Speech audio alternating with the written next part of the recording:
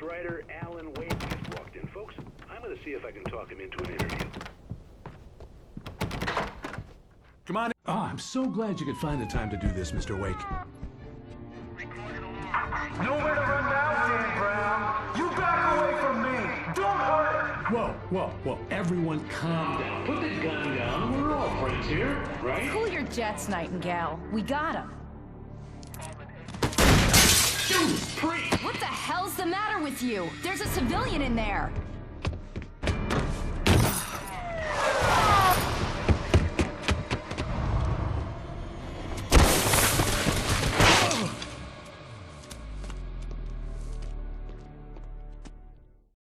I'll get you yet, even if it kills me. You hear me?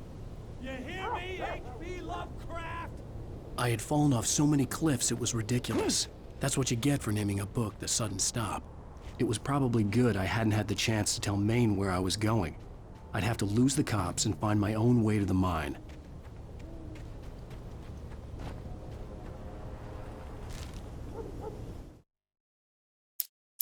Nightingale stared through the broken studio window into the dark woods. He turned around, started to walk out, but Maine grabbed his arm. "Young man, you almost shot me.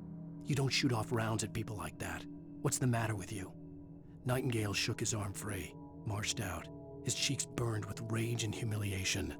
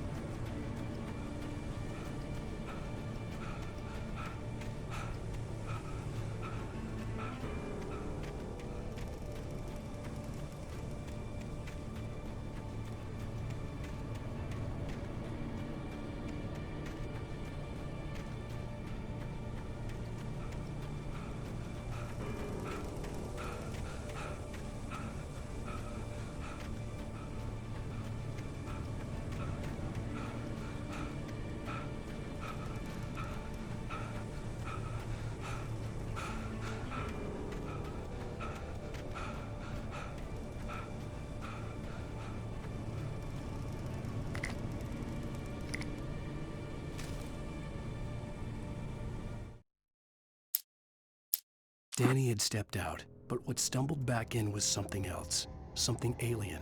A monster. Walter tried to kill it, first with his fists, then a chair. It wouldn't die. Instead, it kept coming, unaffected by the beating it had taken.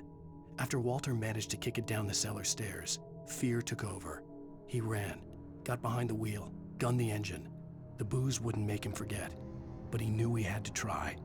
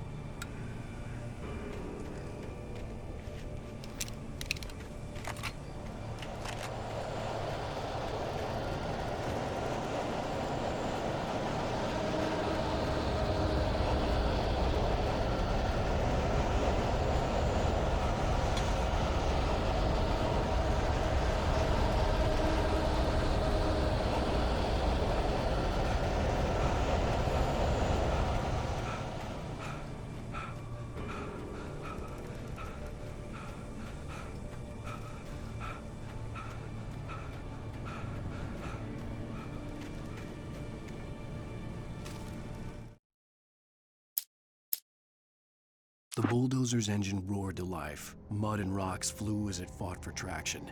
It crashed through the concrete wall and landed heavily in the yard. If it were an animal, it would have shaken its head after the impact, fixed its eyes on me, and charged. Of course, it had no head, nor eyes. Shadows crawled on its form, twisting it into a monster. Then, it came for me.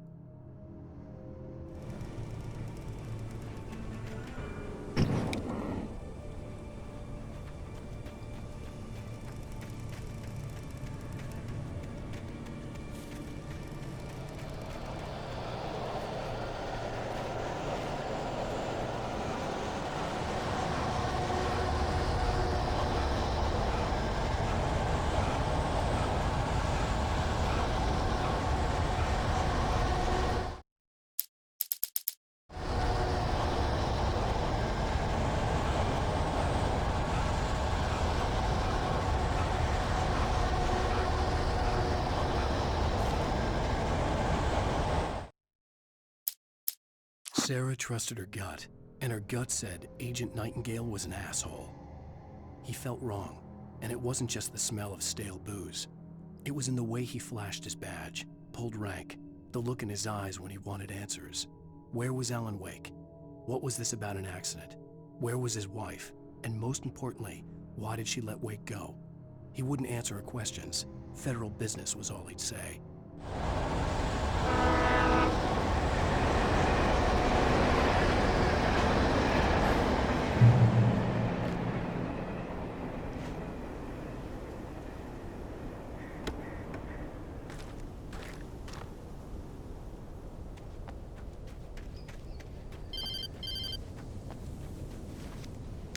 Hello? The most stubborn man I've ever met. Alice? Alice? Alan. Alan. I'm so afraid. He keeps me in the dark. Please help me. I look at you, Alan, and it's not you. Something else. Looking out from behind your eyes. Alice, I'm here. I'm so alone here. It's all gonna go to hell. You need to be careful. Cooperate. The connection had been terrible, but that wasn't the only thing that hadn't been right with the call. She sounded wrong somehow, but she had called me. The pipe wrenched itself loose from the bridge's steel framework. Wrapped in darkness, it floated in midair, twitching. For a moment, I didn't understand what I was looking at. The heavy object lurched at me with impossible force. I threw myself out of the way, but just barely. When I turned my flashlight on it, it shook in a dark rage before it flew at me again.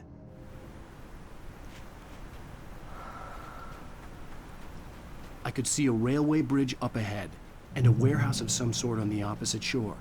I hoped I could find a car from there.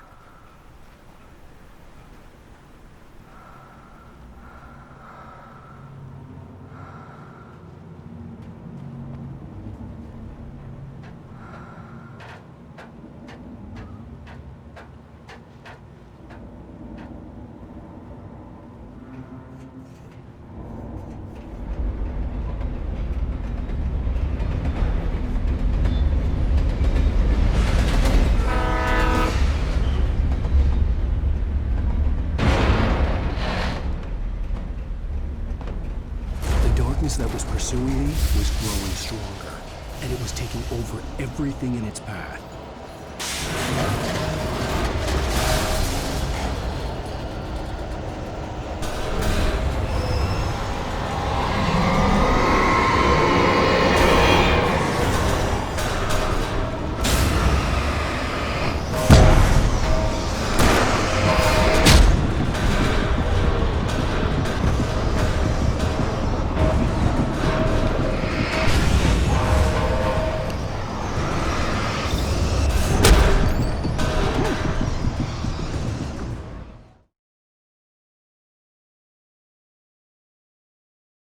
Warehouse of some sort on the opposite shore. I hoped I could find a car from there.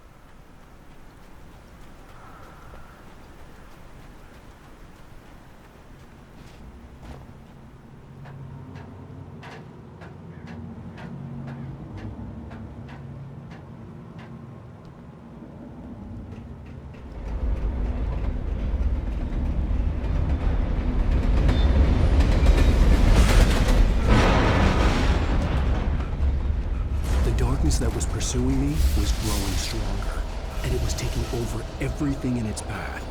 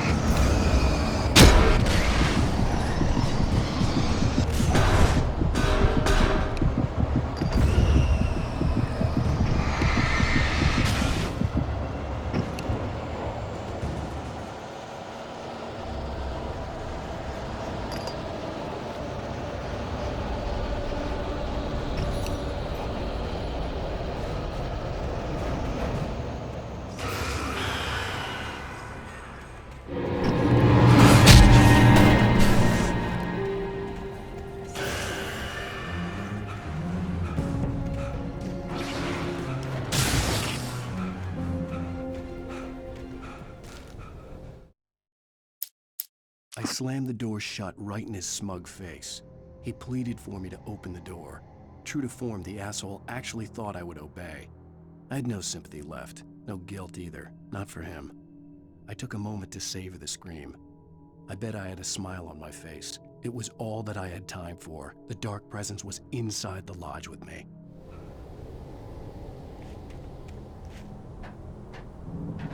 As a teenager, just starting to get interested in writing, Stephen King had been a source of inspiration to me. I thought about all the inanimate objects that had come to life in his books. No one is safe in a good horror story. Certainly not the protagonist. That's what makes them fun. This was anything but. The darkness could possess anything, and it was getting closer.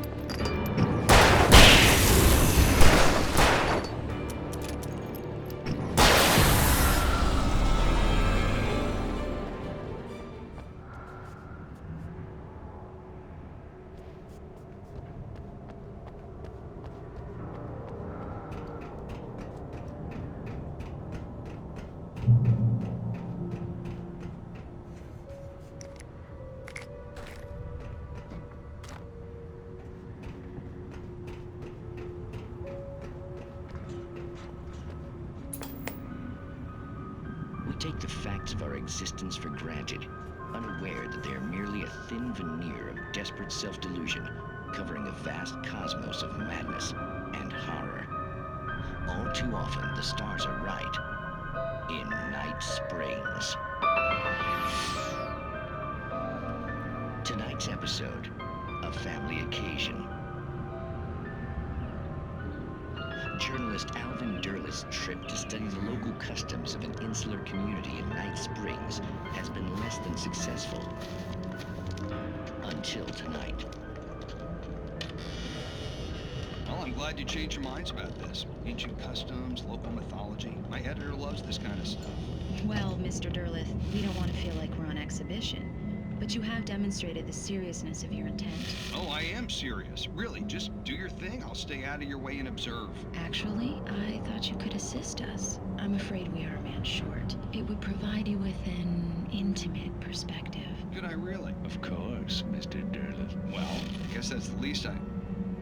What would I have to do? Oh, here. Let me show you with a kiss.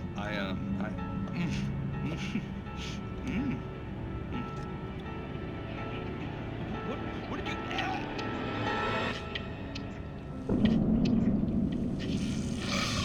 Oh, Mr. Derleth, you have well pleased Nixie Perka, the dweller in flesh. Your body shall host his 1,000 young, and all shall be glory.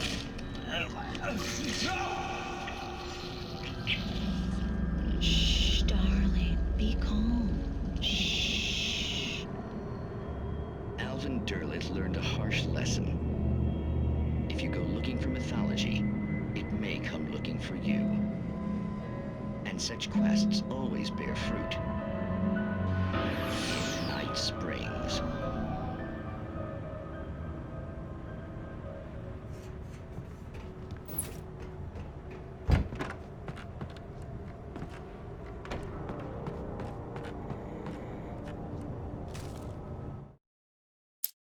The darkness surged towards me, sucking everything loose from the ground into its depths, tugging at my clothes. I saw the flare the kidnapper had dropped and threw myself towards it just as I felt my feet leave the ground. The darkness embraced me with the force of a tornado. Somehow I managed to light the flare. The darkness roared and cast me away. I fell toward the dark waters of the lake far below.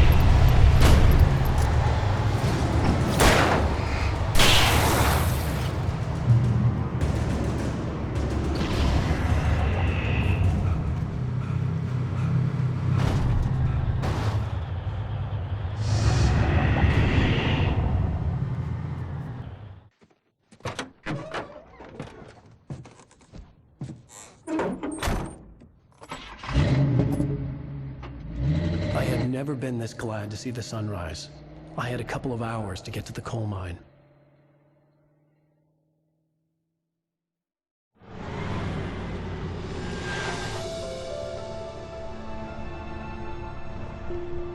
The coal mine wasn't far now.